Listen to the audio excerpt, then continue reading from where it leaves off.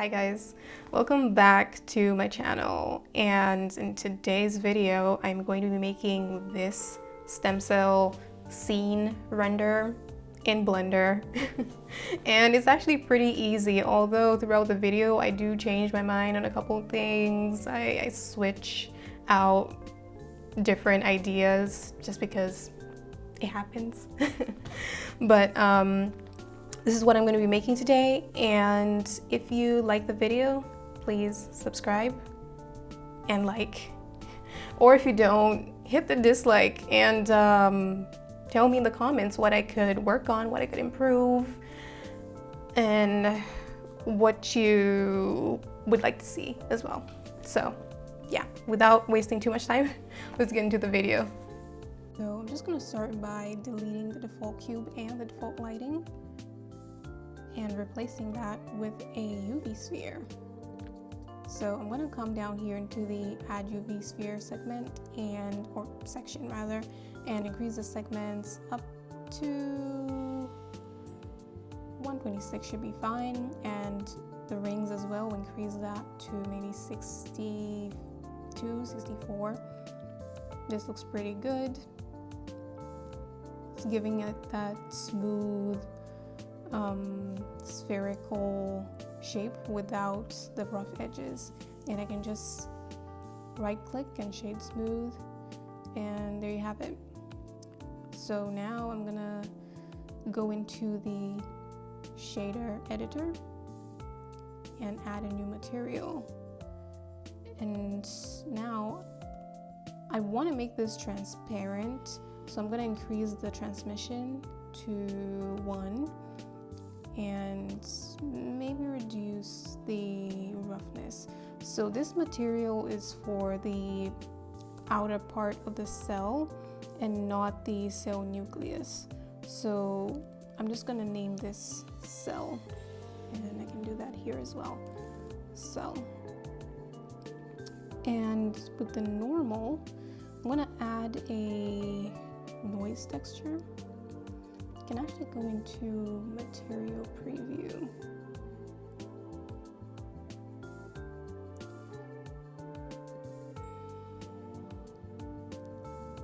Or the render view. I'm actually going to change this from EV 2 cycles, by the way. So this is what we have here. This is what we're working with. And just so we can see the materials better, I think I'm also going to add some light. So add an area light and just move that up. Maybe scale that a little bit.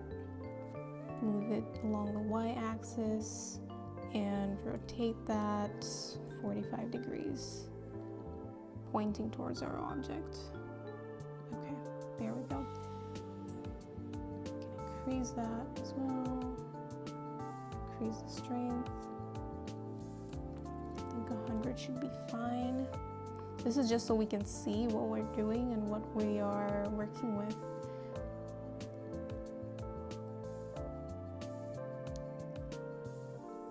Yeah.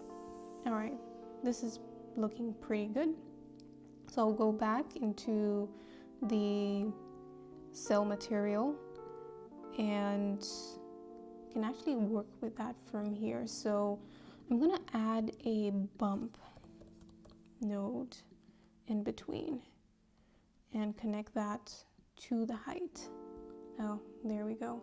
So we're seeing some bump along the outside of our stem cell, and this is what I was looking for. So we can just play around with some of the settings on the bump node. Maybe reduce that, give it that stem cell kind of look. Maybe increase that, increase the scale on the noise texture. Okay, that looks pretty good. You can actually add a color ramp right in between the noise texture and the bump, but I think this is looking pretty good. I don't think I have any reason to add one. Well, I guess I could just add one and see how that turns out. okay. Then we can control scale and the size of the noise texture using the color ramp. Not entirely necessary, but it's okay, it works. It works. You can actually reduce the roughness here in the Principled BSDF shader as well. And looking pretty good. So far, so good. So I'm just gonna leave that there, and I will now start working on the cell nucleus.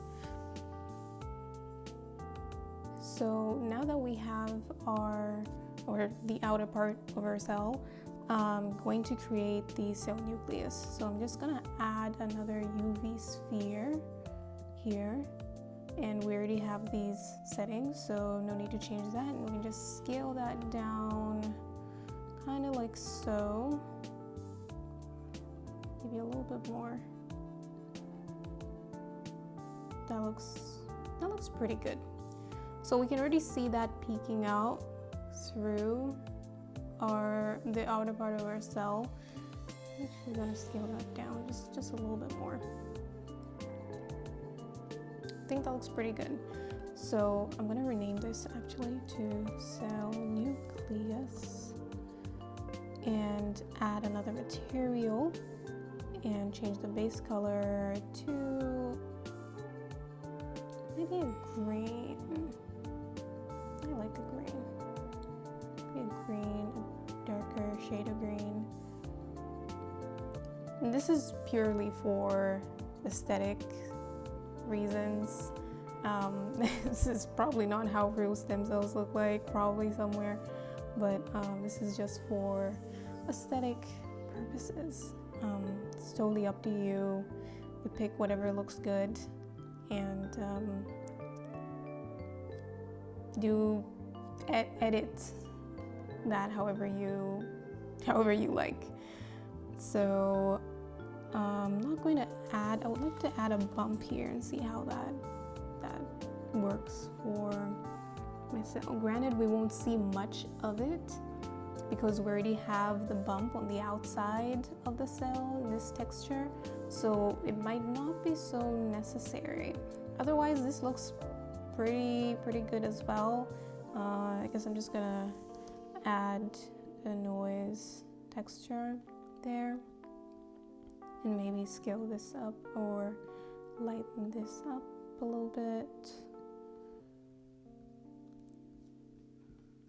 And even though we can't necessarily see clearly the cell nucleus, we can just only see a little bit of it. So I guess we can still play around with some of these settings and that will kind of show in a way. So that looks pretty good.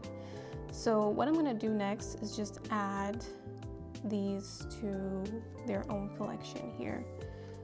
Can name that cells, create, and I'm going to Command J or Control J to join these.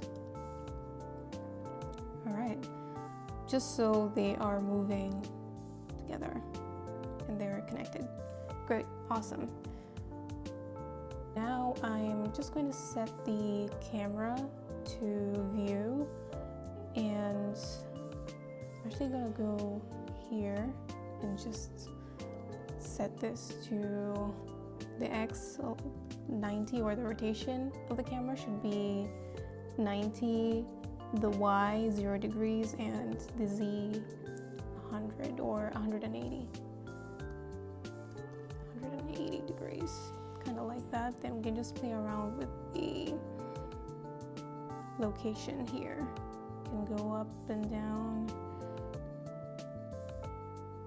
So should be around here somewhere. Kind of looking for my,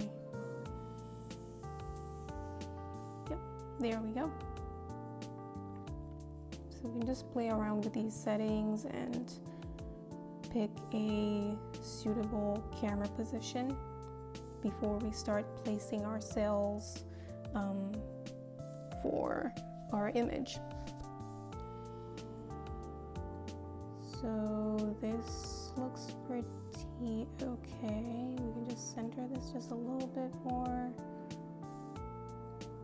And over here. Yep, looks pretty good. So now I'm actually going to go back into the viewport shading and take this down. And I can actually get out of the camera view.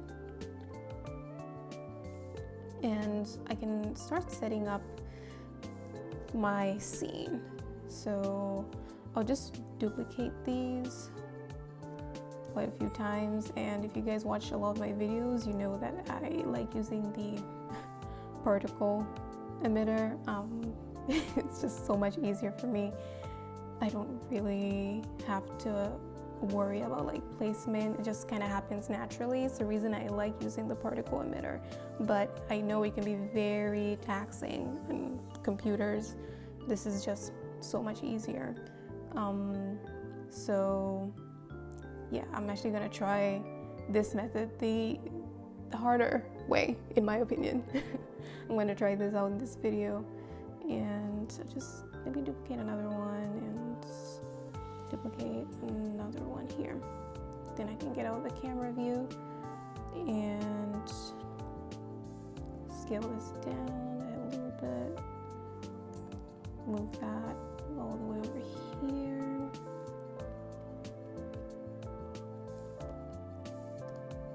Move that there.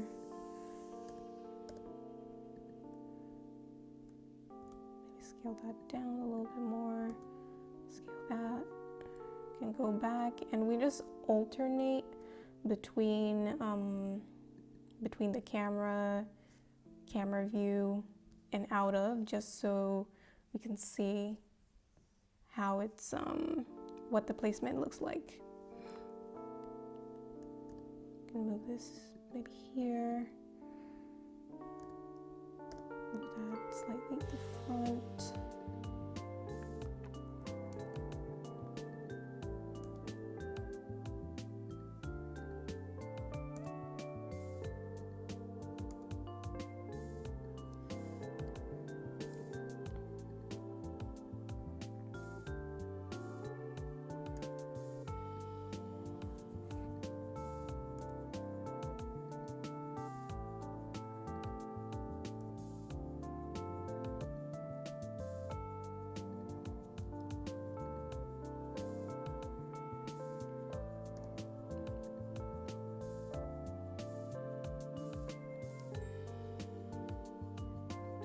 That should look pretty good.